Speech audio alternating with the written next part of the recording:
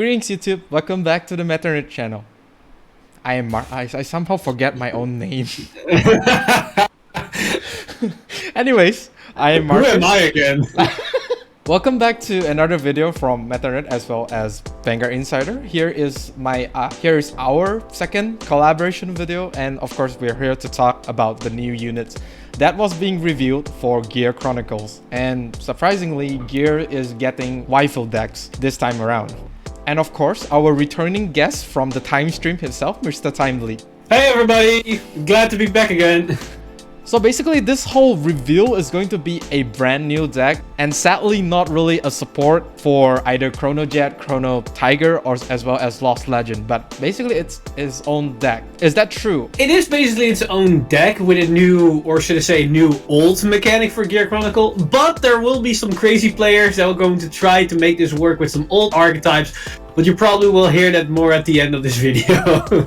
I hope that you have the brain capacity to basically contain everything, because it's really a lot. Yeah, there's definitely a lot more going on with this archetype than when we see before with other Gear Chronicle decks, but that's always the fun when we are reintroduced to a thing like Timeleap again. Alright, so let's first take a look at the 3 units that was being revealed for this clan selection. First off, we have Steam Maiden Iluru. She has 2 skill, active Vanguard Circle once per turn, cost Soul Blast 1 and bind a grade 2 all last card from your hand and draw a card. Then, if you bound a trigger unit for this cost, draw a card. This card helps set up the bind zone as well as lets you fix your hand somewhat. Second skill, auto rearguard circle. Auto rearguard circle. At the end of the battle, this unit attack. If you have a Vanguard with Steam Maiden in its card name, cost, counterblast 1 and bind this unit. Choose a grade 2 card from your bind zone and call it to rearguard circle. So this is probably going to be like your whole attacking combo starter. I mean, of course, you could basically call a grade 0 heal trigger, which is surprisingly Steam Maiden Uluru as well, and she is a Steam Maiden. You could basically just combo with the grade 3 Iluru herself to start your whole attacking combo from there. So first off, of course, like I mentioned before, this card itself is basically a card that fixes your hand as well as set up your whole bind zone. You could choose to bind any grade 2 or less card to the bind zone for your combo later, as well as draw cards that you might need further down the game. So of course, the obvious choice to bind, of course, it will be Uluru herself, since you're able to draw 2 all of her bind. Although 20k shield is kind of hard, but then I think it does not really matter in the early game, right? It depends on the scenario, how you feel like the match is going to go. Also, of course, which matchup you're facing. Like if you're up against a slower deck, then losing the 20k shield now for trade-off for a lot of attacks potentially later online might definitely be worth it. If you're up against a super aggro deck like Aqua Force, maybe not so much. It really comes down to the matchup and knowing what is going to happen in the foreseeable future. Haha, the timely pun intended. But further than that, the first skill is very reminiscent of what we saw with the Lost Legend deck. All these bind skills that basically bind a card, draw a card, bind a card, draw a card. So they cycle through your deck while setting up your bind zone. Only this card has the advantageous effect of potentially plussing off of it if we bind the heal trigger or any trigger, but you're probably going to choose the heal trigger, otherwise you're not going to do anything else. And that might also help you a bit, because even though you're losing 20k shield, you will draw 1 extra card back, so those 2 cards you draw could potentially be more than 20k shield, which could also help you in the long run. So it all comes down to what you're going to face and what's going to happen in the foreseeable future, and to try to benefit from that setup as well. And then of course the second skill, what you already explained, it's the combo mechanic of the deck. It's a new Timeleap. On its own, when you just look at the skill, it doesn't really make sense what it's going to do and how it works, but once we take a look at the other cards, you can see the entire combo and we can really explain why this is really good and why this can have so many implications, so many setups what you can do. A good tip to keep in mind right now before we talk about the rest: the card you call from the bind zone doesn't have to be a Steam Maiden, so we can call anything from the bind zone, which is basically the pseudo Timeleap mechanic coming into play here. Of course, with the whole Timeleap mechanic, with you focus around having the bind zone as potentially a second hand, you have a lot of targets to call in this case. So the first target that you could call with Iluru here, of course, is going to be the grade 2 Aluru. Duh. This Aluru will be the main card to call with Iluru skill, just to keep the time leap going, your attack as standard going until you reach grade 3, or maybe some other skills that you might want to overlook. Aluru herself is going to be a big attacker, and of course we will talk more about her once we get to her. The next card is of course Caliban, which Mr. Timeleap already mentioned in his video already. Mr. Caliban. I mean, he should be pronounced Mr. Caliban for most. he is the best boy of Gear Chronicle.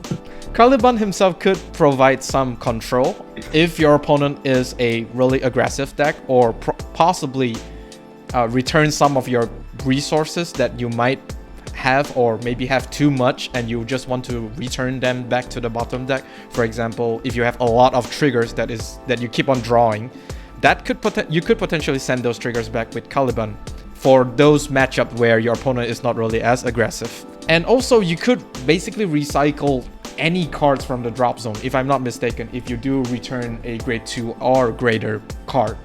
Basically, if you return a grade 3 or a grade 2, you get a grade 1 lower from the drop into your hand. So return a grade 3, you get a grade 2. Return a grade 2, you get a grade 1. But if you hit a grade 1 or lower, you basically draw a card and you refund the counterblast, which is the very nice aspect of Caliban, because it shows more much versatility within Gear Chronicles as a whole, but also in this deck. Because we haven't seen it yet, we're going to see it with the other 2 cards that we are introduced with this archetype. But not only do we have access to our bind zone, we also have full control of our drop zone as well, because we can bind cards from the drop zone and then we can access those cards from the bind zone. And with Caliban in the mix, we now also can get those cards directly to our hand. So now suddenly we have a Gear Chronicle deck that actually has access to all their cards everywhere, in the deck, in the bind, or in the drop, which allows you to get access to any option, any combo potential, and it makes Timeleap even more devastating and more consistent, because you can do basically whatever you want. And the more the game progresses, the longer the game goes on, the more you see your cards and the more options you will get. And that's the awesome part with Caliban in the mix with all the other cards we're going to see here today. I hope you jot all that down, because we're only in the first card of 3 cards.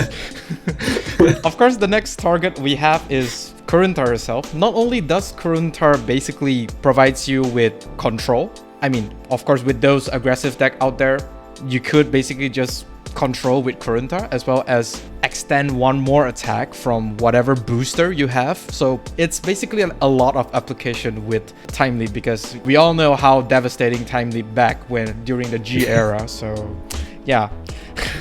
The last target that we have for Iluru to Sephiro Call from the bind zone is of course one of the cards that I most hated for Gear Chronicle. I do not know how many times I have died to Nabu already. Nabu. And I don't know how many times I've won thanks of Nabu. Nabu is just basically disgusting. So based on this one card, you can see there's a lot of combo potential. This is only the first card, and we already like have to big brain the whole thought process already. So I don't know. Is there anything else you want to add before we move on? I think this is basically a good example of what the value of this new engine is and how much potential there is, because we have so many different options, and most of these cards also change from what we originally thought they would do in the original phase when they were released maybe like a year ago or maybe more ago. Because a good example is Nabu, as you already explained. It's a very powerful card that a lot of players might have PTSD of, or other players like myself really like. But the interesting part about Nabu with this new engine is that his or her cost now is actually not a cost anymore. It actually sets up your combo play. So not only will she have a benefit effect in the fact that it draws you a card and gives you soul, and it has a guard restrict. Last time with the previous support with the Grade 3 Heal Guardians, she became even better because of the guard restrict negates these Heal Guardians. And now with this support, she becomes even better, even more better, or whatever the naming is of this. The bind itself, the cost, becomes actually a setup option. So some of these cards for in Gear Chronicle just become better and better and better the more of these card reveals. And it's really interesting to see how these cards evolve, even though we don't get that many new support cards, because all the older cards just turn into different engines, which is really interesting to see. Yeah, first card. Next we have Steam Maiden Aluru. Auto, when this unit is placed on rearguard circle from bind zone, cost, bind a card from your drop, and this unit gets 3k power. Until the end of turn, for each grade of the card bound for this cost, Second skill, auto rearguard circle. At the end of the battle, this unit attack, if you have a Vanguard with Steam Maiden, its card name, cost, counterblast 1, and bind this unit, choose a grade 3 card from your bind zone and call it to rearguard circle. Similar to what Iluru has been doing, with the difference being the first skill. Of course, this card will be a 13 to 19k base attacker because she does basically bind a card from your drop zone. However, Aluru could go to 25k, but I guess you already know what card is being bind with this effect because we only have that one grade 5 card, Valkyrion, which is a meme, I guess. You could go if you wanted. I have yet to find a Gear Chronicle player confident enough to play it in this deck, but hey, you could be the first. Similar to Iluru, she is going to be the main call target for Ilu, as well as, of course, Iluru herself, because Iluru does call a grade 2 card. And of course, Ilu's skill could call her out with either basically any grade 1 card that you might want to attack. For example, Ribble, that's one of it. She is your preferred target to keep extending your combos if you don't go in a different direction. Like we explained with the grade 1, there you have access like cards like Calibum or Grunta or whatnot. Those usually tend to stop your combos because you go in a different route. But if you want to keep extending into your more multi-text, this is ideally your preferred call target, as she has the same skills as grade 1 and can immediately turn into a grade 3.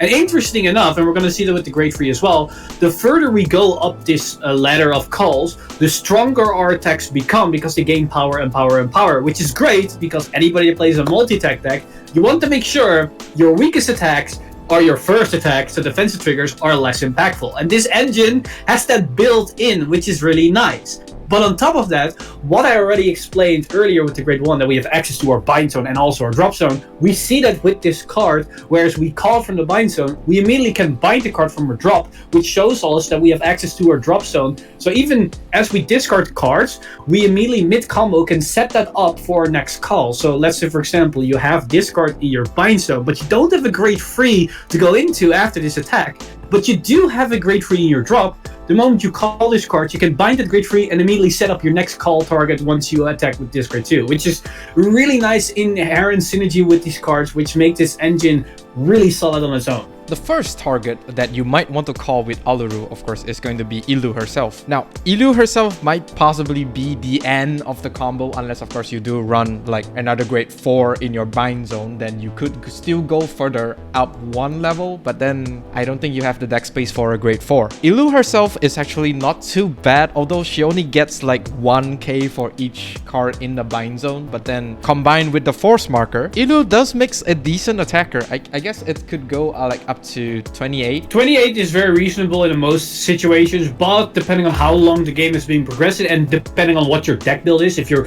gonna turbo cards to your bind zone, she could be looking at like 33 or maybe even bigger. And maybe 32 is also enough if we're up against Protect and Axel. So keep that also in mind, because she gets 1k. Sometimes getting a power buff of only 4 instead of 5 is also suffice against those matchups. So that's a very interesting dynamic to look at and to keep in mind once trying to figure out which grade 3 is your ideal target to end up your combos off. The next grade 3 that could potentially be a target for Aluru, of course, is the Gear Colossus himself. Although you don't really want to call this Gear Colossus by using Aluru skill, I mean, you could.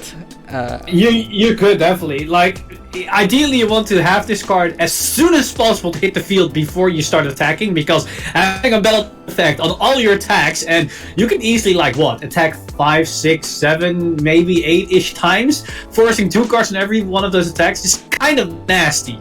But if you don't have access to this card and you want to have access to it as soon as possible, you could start your attacks with the grade 2 immediately into the grade 3 and have another combo extender on the side to then start multi-attacking once again from grade 1 to grade 2, grade 3, and then you have a Battle Door effect on all those attacks. So it's not the end of the world depending on the scenario, but the sooner the better. I'm honestly really scared of Gear Colossus. I mean, I don't mind if you call Gear Colossus during mid-battle, but at the start of your turn, if you start to call Gear Colossus... Also, in another thing about this card, it has the exact same reasoning with Naboo. His cost is now no longer a cost, but it sets up your combo plays as well. So that's also a great thing to think about. The next one we have is, of course, this Gear Dragon. Now, this Gear Dragon is more likely a defensive strategy, because if, for example, if you don't have like a decent setup for your bind zone, this Gear Dragon could actually helps you by binding your rearguards to the bind zone, and therefore sets up your whole bind zone before you actually go to your battle phase.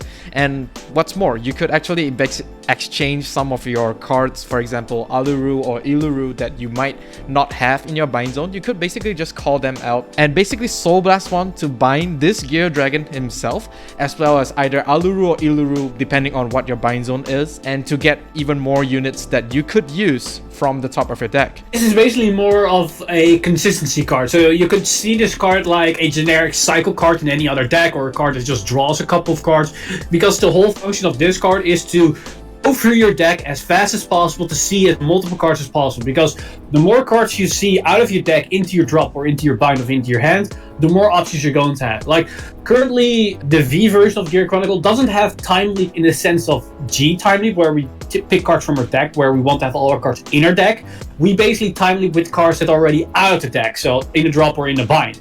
The only card that functions different here is Garuntar, which allows us to get access to our deck, but that's a key card, or attack card should I say, that some players might play and some others. So depending on how your deck functions and what type of playstyle you have, this could be a nice addition to just increase the overall consistency, because the Soul Blast cost isn't too big of an issue, because we don't really use a lot of soul in this new build.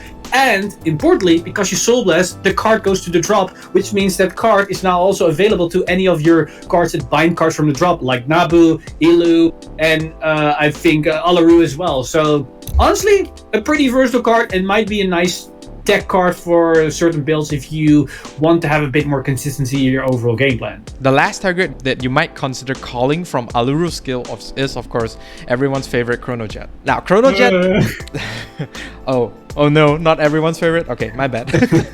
Chronojet could still provide that Sentinel Guard restrict for on the rearguard circle. For matchup where your opponent has like a lot of protect markers, for the best example would be the new Witch cards that tends to have a lot of protect markers in the hand. Chronojet could basically just ignore all of that and basically just go for the kill. But then I don't think you have the spots. Yeah, it depends on your build. Like you could like play a one-off, but I feel like in the current environment that we have in the current meta and V, it doesn't really lend itself to be very practical in this variant of Gear Chronicle, because you don't have like things like next stage and you swing like a massive Vanguard with the guard restrict that can potentially come with multiple crits if you dry check them. This is basically as it is. Now, of course, you could have him like at the end of your attacks, and if your opponent have like multiple protect marks, or you know they have perfect guards or sentinels, you could surprise them off guard and then swing with your Vanguard. They probably have to protect or perfect guard or sentinel your Vanguard, because your Vanguard is going to be quite beefy, and then you can stack all the criticals on this Chronojet or all the triggers to have a final extra attack that can pressure for game. It comes down to the playstyle, it comes down to the current environment, if it's useful or not. The Counterblast and the 5k power isn't the end of the world, because you can play this variant relatively okay on your resource if you know how to manage it, and the plus 5k makes it almost as strong as the Ilu at the end of your combos, depending on how much you have in your bind zone, of course. So it might come up, it might not come up. It basically comes down to play testing and figuring out if that Sentinel Guard restrict on your rear guard, on your final attack of like a 5, 6, 7 attack combo, is warranted enough that you want to play the card in your deck. Again, it's not the end of the world to play a one-off, because we have quite a sizable way to get consistent access to any of our cards in our deck / on the field. Yeah, so that's basically it for the Grid 2. On to the Grid 3. Now, Steam Maiden Illu, 3 skills. Active Vanguard Circle once per turn. Cost, bind a card from your drop zone. Choose a card with Steam Maiden in its card name from your bind zone and call it to Rearguard Circle. Second skill, Auto Vanguard Circle once per turn. At the end of the battle, your rearguards with Steam Maiden in its card name attack. Cost, bind that unit. Choose a card with the same grade as the card bound for this cost +1 from your bind zone and call it to Rearguard Circle. If you call a grade 1, countercharge 1. Third skill, Continuous Vanguard Circle or Rearguard Circle. During your turn, this unit gets 1k power for each card in your bind zone. If this unit is on Vanguard Circle, it gets 3k instead of 1k. Ooh, that's a long skill. That's a mouthful. This card does a lot. Iluru herself is going to be a huge, and I mean huge, Vanguard and Rearguard attacker. On Vanguard, for every single card in the bind zone, she's gonna make a really beefy Vanguard attack. So it makes sense that the force marker goes to the Rearguard circle instead of to herself. So of course, Iluru, which is a Steam Maiden, is probably going to be the target to call with Ilu's first skill, because that's basically your whole combo starter. We want to go from 0, 1 to 3 and basically just whack face with whatever Steam Maidens that you have. From Iluru, you could actually go into Iluru here, as mentioned, and then proceed to Aluru, which will provide a total of 4 attacks from 0 to 0, 1, 2, 3. Yeah, that's 4. And there's also like another synergy together with, I guess it's called Steam Cook something, but we're just gonna call her Cook in this case. Yeah, and she has a particular name. Nobody really remembers her because she was a she was a pack filler at the time. But we know her. I think she's Steam Cook, and she has a name, but nobody remembers her name. It's just the Cook at this point. She could potentially enable one more attack by discarding Ribble, another card which every single Chronojet player is running, to call Ribble out on the rearguard circle that has force marker and just keep attacking your opponent. So there's a lot of combo that this deck could generate, and keep in mind, this is only from 3 cards. 3 cards! Yep, just 3 cards. And you could actually make it even more attacks if you do a different combo, because if you go from Uluru into Iluru, into Aluru, into Ilu, and then use the Cook to call Ribble, that's about 1, 2, 3, 4, 5, 6, 7 attacks.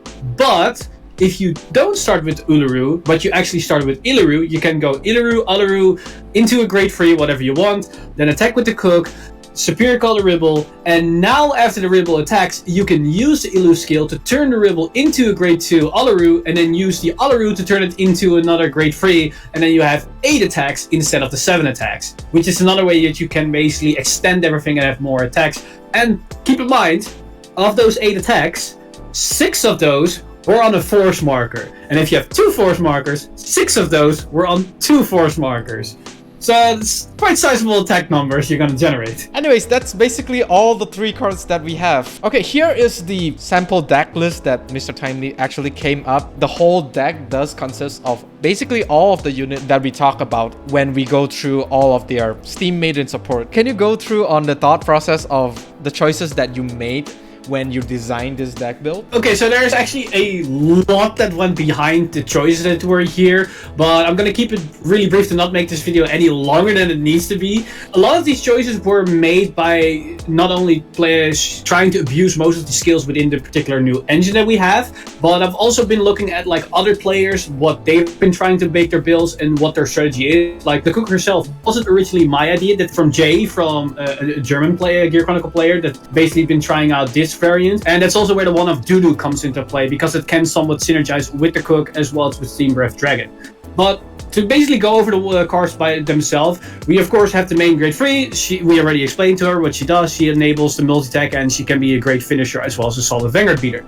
Then the Gear Colossus, it's basically the Beldora effect, having like 6, 7, 8 attacks with the Beldora effect. It's kind of nasty, and it also sets up the bind zone, so that's also great. Then the Aluru, again, it's a combo extender. It is also a powerful beater. We already explained it. That's really solid in this deck. Caliban and Gruntar, I've chosen these particular cards in my deck because they not only give me control options, so I have things to do if I cannot go into my multi-attack extenders, but they also allow me to get resources and get access to more cards on a more consistent basis, because Caliban gives me access to cards from the drop zone potentially, which allows me to reuse certain cards. Like a good example is that if I have a Ribble in my drop, but I cannot bind it, because binding Ribble doesn't really do me as much because she has a discard effect and I want to keep her in my hand, I can potentially get that Ribble back into my hand preemptively before I attack with the Cook, and then once I attack with the Cook, I can immediately discard the Ribble in the same turn to keep extending my combos, which is a nice way to fix issues or do other certain plays. And the Gruntar, for example,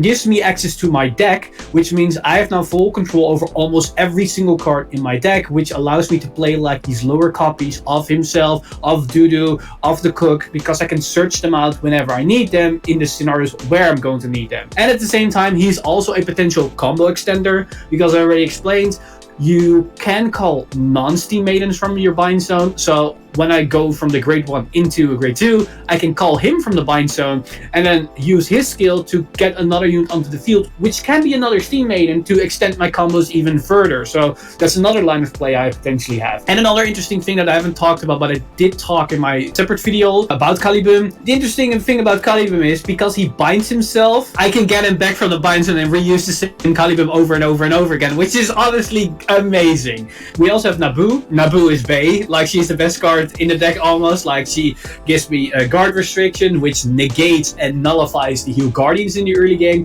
which is also really important in this deck and the reason why I emphasize more on control. If we go first, which is ideal, we are screwed over by heal guardians. If they use heal guardian, give themselves plus 10k power, a lot of our attacks become less prominent and less effective. Yes, we have the force marker, but that 10k is quite significant. Naboo can somewhat negate it a little bit, but in those scenarios, we can just rely on Caliban, on Garuntar, control the board for a turn, and then wait till next turn and then kill it on that turn where we have 2 force markers potentially. So Naboo, another cornerstone of that strategy, and binds cards, draws cards, gives soul, does everything we need. She's amazing. Then Steam Ref Dragon, most players know that I'm more of a fan of less Geardog 8. The reason why I'm not playing less Geardog 8 in this list is because we run that many grade 3s and grade 4s, thus making the card less effective and not too ideal. Like there's a less chance of actually opening a grade 3 because we also don't play the heal guardians because we need Iluru as our heal trigger. So that's why I play Steam Ref Dragon, because he can potentially search as a grade 3 if we don't have one in hand. The 5k is also nice as a booster, and the generic discards is also great because it then can set up for a one of Dudu. Dudu might look a bit weird for some players, but the reason why she is great in this deck or in this archetype is you're not going to use her as an attacker.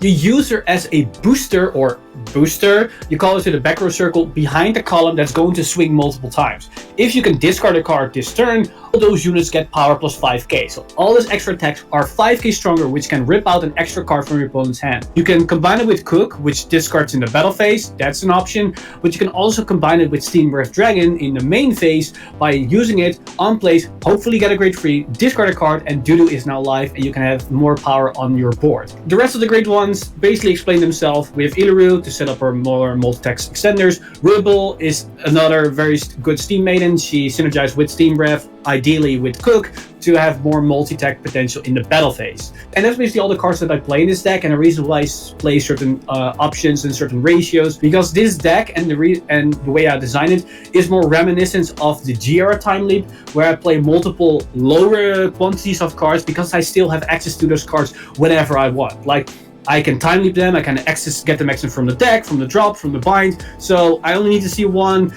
and I don't need to even see them every single game because they're very situational. Like Dudu won't be useful in every game because if I cannot set her up, she's not that great. Grunter also depends on the matchup if I need it, but if I can get it in the early game, that would be great, but it's not the end of the world if I don't see it at that time because he's still useful mid to late game. Another interesting fact about this deck, and also any variant of this archetype, which isn't as obvious on first sight, the Steam Maiden archetype can be relatively cheaply on the counterblast cost, because yes, on first glance, you counterblast 1 for the grade 1 and the grade 2, you counterblast 1 for the grade 2 and the grade 3. That sounds like a lot of counterblast cost, but the grade 3 Elul has a skill where if you go from a grade 0 into a grade 1, you countercharge 1. So if you go from the grade 0 into grade 1, into grade 2, into a grade 3, you can have 4 attacks on one circle, actually for 1 counterblast, because you refund 1, then you pay the 1 for that you refunded, and then you pay 1 for the final attack, which is 1 counterblast. But you first countercharge instead of counterblast, which means if you didn't counterblast in the early game,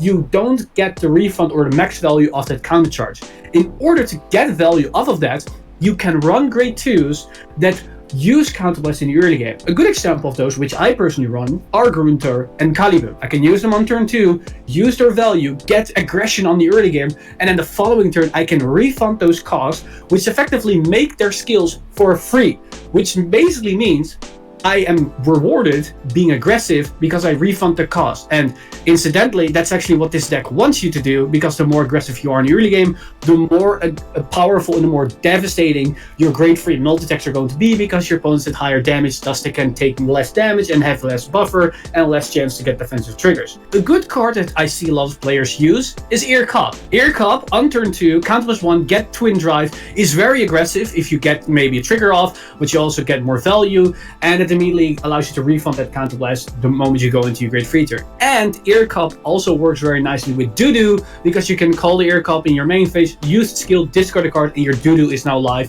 so you have more power on the board. I'm more of a Calibum stance, that's why I'm running Calibums instead of Irkabs. It wouldn't be me if I wouldn't put any Calibums in my deck, so that's the reason why I made that choice. There are definitely other options you can also go towards. I've also seen people try to play, I don't know the name of the grade 2, but it's the original grade 2 of the Lost Legend support, the Rust Dragon thing. Like, he's basically unplace, bind a card from your hand, draw a card, or draw a card, bind a card, and get plus 3k power. It's a 13k beater, so it can hit on its own, and it sets up your bind zone and it cycles through your deck. It's also an option to have more consistency and set up your tools. Again, I'm not playing this deck because I want to have more toolbox engine type of build. That's why all the extra options. The same goes with the grade 3 we talked about earlier, the Gear Dragon that allows you to soul this one, to bind 2 cards from the field, to draw, I believe, 2 cards, basically to cycle through your decks even further. That's also solid if you want to go that route. I've been talking a lot, but again, that's what you have with a Timeleap deck, or at least a pseudo Timeleap deck. There's a lot to go over. A lot of options, a lot of interactions, and it's definitely a big brain deck, or a big brain mechanic that we're probably just scratching the surface here. So I wouldn't be surprised if like in a week times, or in 2 weeks, or maybe a month, we're suddenly playing a complete different list because we figured out something else that works insanely well. Like maybe Mystery Flare, but who knows? And that is all for this video. Big brain indeed. Anyways, I hope you guys enjoyed the whole collaboration video. Of course, there will be more to come. Let us know what you think of the whole Steam Maiden of Gear Chronicle. And of course, if you have any questions, or basically any combo question that you have, just let us know down in the comment section, because this video could go even longer if we start to explain the combo one by one. So do let us know. Of course, me as well as Mr. Timeleap will try our best to answer each and every one. Any last words from Mr. Timeleap? We got finally waifus in Gear Chronicle. We almost got everything we want. There's only one thing I'm missing. Bushy, where's Team Maiden Arlim? I want my Arlim. She finally has a deck to belong to. We need her. Come on. You cannot wait any longer. Also, when are we getting a reverse version of Elul? I know you're setting this up to have a reverse version. Don't you dare make it a bad reverse. I want a good reverse version, okay? You hear me? He's Mr. Timeleap. And he's Meta Nerd. We'll see you all in the time stream.